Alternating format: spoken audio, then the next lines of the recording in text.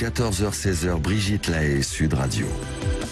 Nous sommes en compagnie de Lucie Vincent, neurobiologiste, auteur de nombreux ouvrages, L'amour de AXY, et puis dernièrement, Faites danser votre cerveau, toujours aux éditions Odile Jacob. Alors grâce à Lucie Vincent, déjà, on sait comment repérer un homme qui serait bourré de testostérone.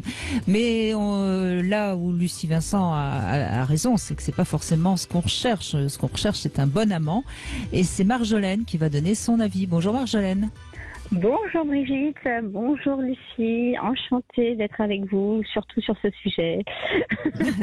C'est très très content. Bah, on s'amuse aujourd'hui. C'est un salon de femmes aujourd'hui. Voilà, c'est très très bien, c'est agréable. Et donc pour ma part, bon là je suis mariée, j'ai 2 enfants, mais j'ai vécu une vie pleine de rebondissements quand j'étais jeune. Je suis restée très longtemps en couple quand j'étais très très jeune, parce que j'avais peur un peu d'être toute seule, tout ça. Et puis à mes 25 ans, je me suis offert le luxe d'être pendant 10 ans célibataire et de faire ce que je voulais. J'étais danseuse en plus, donc dans le monde du spectacle, et tout était permis. Du coup, j'ai pu vraiment jouer avec les hommes. Tester beaucoup d'hommes, oui. Voilà, jouer surtout parce que dans le sens où j'étais honnête, je ne cherchais rien. Je cherchais juste simplement à m'amuser et à prendre du plaisir.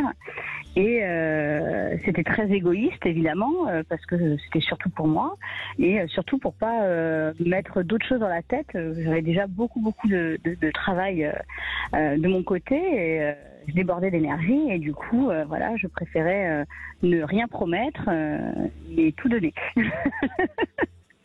Ben voilà, donc du coup, justement, ce que vous avez parlé tout à l'heure des mains, ça a été mon cheval de bataille parce que je choisissais mes hommes comme ça.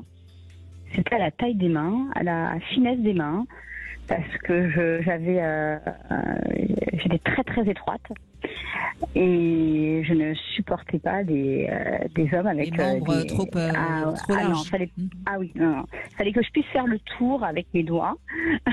Donc c'était très très particulier. Fallait vraiment que fallait qu'elle soit pas très profonde, pas très grande et pas très grosse. Voilà.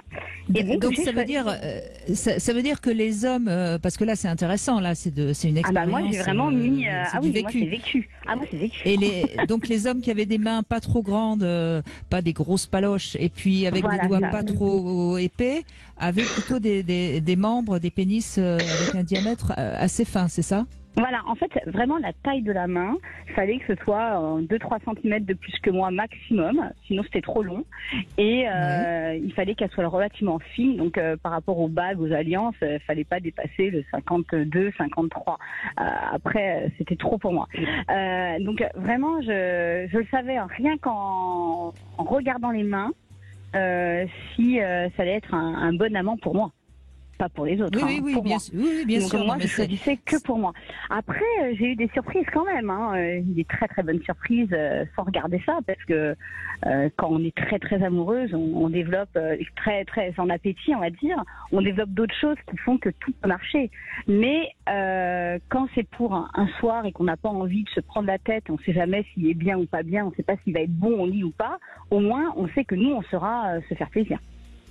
Voilà. Donc ça semblerait assez fiable, sur le nombre d'hommes que vous avez connus, c'était assez fiable. Lucie Vincent, qu'est-ce que vous en plusieurs pensez ? fois j'ai couru, j'ai fait appeler une amie pour dire j'ai une urgence. Je me suis fait avoir des fois, pas en ne savant pas qu'il fallait regarder ça. Voilà, avant de savoir, avant d'avoir testé. Lucie, qu'est-ce que vous en pensez ? Comment est-ce que l'histoire s'est terminée ? Est-ce que vous avez fini par vous ranger avec quelqu'un ? Oui, je suis mariée, j'ai 2 enfants. Oui, en fait, après, ça a été très compliqué pour réussir à trouver la bonne personne, parce qu'en fait, malheureusement, j'ai pas cherché un bon amant pour me marier. Je choisis un bon père. C'est exactement ce que j'allais vous demander. Est-ce que c'était les mêmes critères ? Non, du tout, parce que je voulais pas être dans l'imaginaire de me faire tromper, tout ça. Donc j'avais envie de poser mes valises. J'avais changé de métier. fiable, en tout cas quelqu'un de réservé, introverti, pas du tout comme moi, pour être sûr qu'il n'aille pas à droite à gauche, parce que moi j'ai vu tellement de copines malheureuses, ne serait-ce que moi, hein, je connaissais tous les...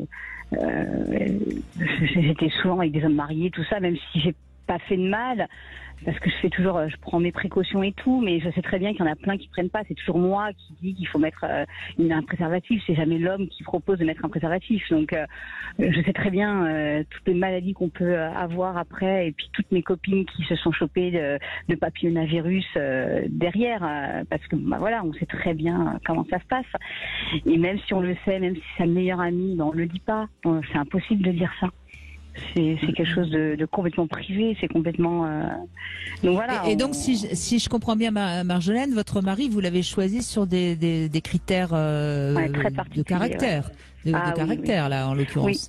Oui, j'empathie un petit peu aujourd'hui parce que sexuellement, j'ai plus du tout aucun désir avec lui et il me montre pas.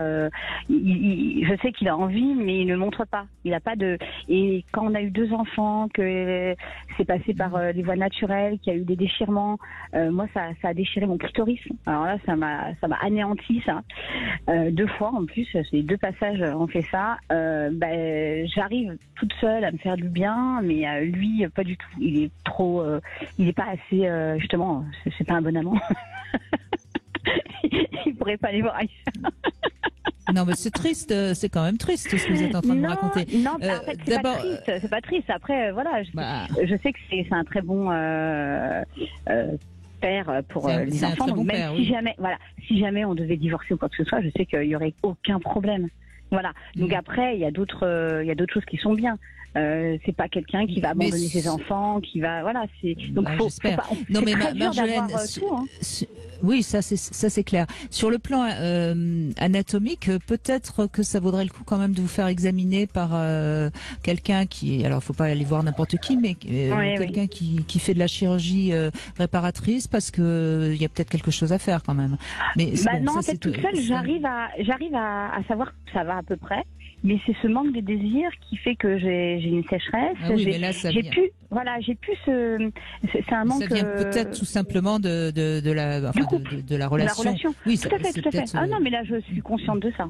Et là, j'essaye de creuser l'abcès, d'aller voir des psys, tout ça. Mais lui, il est pas du tout dans cette démarche-là. Et dernièrement, j'y suis allée et il a été devant la psychologue, c'était même une psychologue, c'était une sophrologue. Il me fait bah non, il n'y a pas de problème. Les bras croisés. J'étais limite en larmes devant mon désarroi en disant que moi c'était pas possible. Mais voyez Marjolaine, voilà, je crois que là je vais évidemment donner la parole à Lucie Vincent. On sait à quel point on choisit pas avec les mêmes critères un amant ou un mari, hein, ou en tout cas un père pour ses enfants. J'ai pas ce besoin d'aller voir ailleurs. J'ai vraiment envie de sauver mon couple et d'essayer de l'ouvrir, mais j'y arriverai ou j'y arriverai pas, je sais pas. On verra. L'avenir me le dira.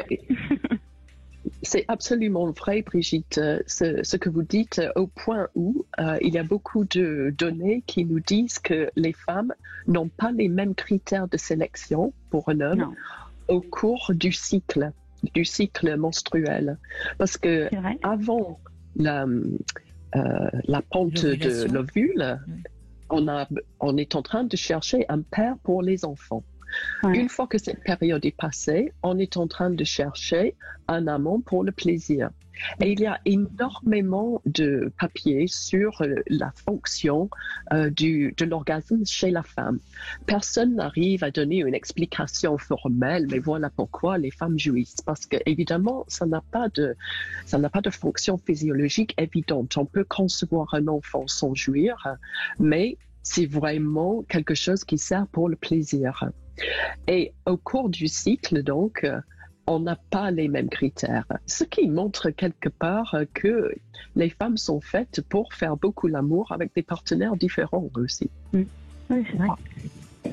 On se lasse en fait. On se lasse. Ça tord une idée reçue, ça, oui.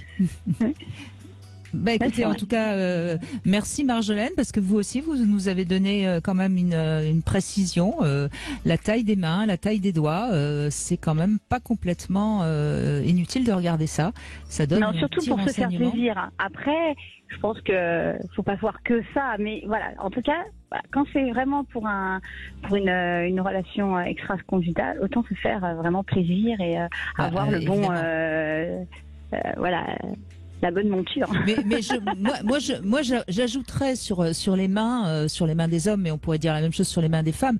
À la limite, la manière dont ils utilisent leurs mains, la manière où, par exemple, ils vont nous serrer la main, c'est évidemment aussi plein de renseignements, parce que s'ils nous serrent la main un petit peu durement ou si nous, c'est forcément un homme moins sensuel. Enfin, je veux dire, ça paraît évident, mais c'est bien aussi de temps en temps de rappeler des choses, des évidences. J'ai une petite histoire rigolote. Est-ce que oui, vous avez beaucoup de monde? Oui. Non, allez-y. Alors, c'était dans mes périodes assez actives. J'étais danseuse et je partais pour un événement sur la Côte d'Azur. Côte d'Azur, excusez-moi. Côte d'Azur. C'est bien nommé. Quel lapsus, Marjolaine. Bon, alors, on va faire une petite pause et vous allez nous raconter votre histoire dans un instant, parce qu'il faut que je laisse la place pour la pause. 14h-16h, Brigitte Lahaie, Sud Radio. Alors, vous avez compris, Lucie Vincent, nous partons sur la Côte d'Azur avec Marjolaine. Vous avez dû, je crois que vous avez dû user vos pieds de danseuse. Oui, non, en fait, je suis partie là-bas vraiment dans un but de s'amuser, mais c'était sur un plan pour travailler aussi. Il y avait le rugby beach qui était international, qui avait été monté un peu comme le football beach qui avait été fait à Paris. Ils voulaient refaire un petit truc comme ça, donc il y avait toutes les équipes du monde entier, Nouvelle-Zélande, Angolais, il y avait les Espagnols, tout ça. Il y avait vraiment international. Et nous, on faisait les pom-pom-gars. On était 3 filles, une blonde, une brune, une blanche, une métisse. Voilà, on était 4 filles complètement différentes. Et nous, on faisait juste les animations. Et le soir, après les matchs, il y avait toujours des cocktails, des dîners, des soirées, des afters, tout ça. Et nous, on était toujours invités pour remettre un petit peu d'ambiance, étant donné qu'on était 4 filles ou 6 filles peut-être, et il fallait être là, il fallait se montrer et puis aussi un petit peu danser, parce que autrement c'est très masculin. Et du coup j'avais un peu l'embarras du choix quand même. Je me dis c'est évident que je vais pas rester toute seule tout le week-end. Ça a duré 4 jours, j'étais presque sûre que j'allais croquer quelqu'un. Et en fait, les rugbyman, ça s'est avéré un peu compliqué à trouver le bon chevalier pour moi. Et du coup, je dansais, je me rapprochais, mais j'entamais aucune relation physique parce que je sentais que c'était pas possible pour moi. Il n'y avait pas les tailles. Ah d'accord, oui. Il n'y avait pas les tailles rudimentaires en fait. Ça n'allait pas du tout matcher en fait. Donc je voulais pas avoir des mauvaises expériences tout simplement. En plus, je savais que je risquais de les revoir le lendemain. Voilà. Donc là, c'était un petit peu. Alors, fallait que je choisisse le dernier jour pour être sûr si ça se passait mal, que je le revoyais pas. Et du coup, en fait, on danse, on s'amuse. Et puis un soir, il y a un footballeur qui passe par là. Je sais pas pourquoi. Là, c'est bon. C'est vraiment ma taille. Il y avait les mains qui allaient, il y avait la taille des doigts qui allaient, la finesse. Parce que pour vous, les mains des rugbyman étaient trop fortes. Ceux qui étaient autour de moi, voilà. Ceux qui étaient autour de moi, c'était vraiment l'équipe angolaise. Donc des beaux blacks très grands, 2 mètres, très larges. Et ils avaient des mains, mais quand je vous dis c'était le double de moi, c'était le double de moi. C'était vraiment j'hallucinais la taille des mains. Et on en a rigolé parce qu'à un moment donné, on mange ensemble et puis ils m'ont réservé une place entre eux. Je refuse jamais, j'aime bien parler, je suis assez nature. Et du coup, le sujet arrive, pourquoi t'as embrassé ce petit blond là-bas qui passait devant nous? Je vous explique. De toute façon, s'il peut se passer quelque chose avec quelqu'un, ce sera pas avec vous. regardez la taille de ma main, regardez la taille de vos mains. Et en fait, je leur ai dit, bon, en France, voilà, les filles pensent ça. Et ils étaient, mais bouche bée. Et bien sûr qu'ils n'allaient pas dire que c'était pas vrai. Même s'il y en a un qui, peut-être, avait pas la même taille des mains que son membre, il n'allait pas dire que c'était pas vrai. Donc, du coup, voilà, ça m'a... J'ai fait l'explication et là, ils étaient un peu bouche bée. Et puis, du coup, c'était pas une question de couleur ou quoi que ce soit. Voilà. D'accord. Et vous Donc, êtes parti et donc, avec le petit blond. D'accord. Oui, qui était... voilà. Moralité, si on préfère des membres pas trop imposants, il vaut mieux aller voir des matchs de foot que des matchs de rugby, quoi. Non, non, peut-être pas, mais en tout cas, je plaisante. En tout cas, là, c'était parce que c'était une troupe angolaise avec qui j'avais bien sympathisé. Ouais, mais voilà, c'était le hasard qui faisait que c'est eux qui dansent le plus en plus. Donc voilà, c'est vrai que ils sont assez. Non, mais c'est marrant parce que la semaine dernière, on recevait Antonio, je crois, Fischetti, qui est journaliste et qui disait que la taille des membres des Africains n'est pas plus grande. Enfin bon, je veux dire, les expériences que j'entends depuis tellement d'années prouveraient plutôt le contraire. Hein. Donc alors après, je sais qu'on n'a pas le droit de parler de race, mais il y a quand même allez, comment on va dire ça, des cultes, je sais pas, des légendes, des mythes urbaines. Voilà, hein. Bon. Et Marjolaine est bien en train de nous le confirmer. De joueurs de rugby surtout. Je pense que c'est ça le critère décisif. Oui, enfin, il venait quand même d'Angola, si j'ai bien compris. Bon. Certes. On va pas aller plus loin dans ce débat, sinon on va avoir des problèmes. Merci beaucoup en tout cas Marjolaine, merci beaucoup de cette petite histoire drôle et puis surtout de cette précieuse indication qui va peut-être servir à certaines femmes qui nous écoutent.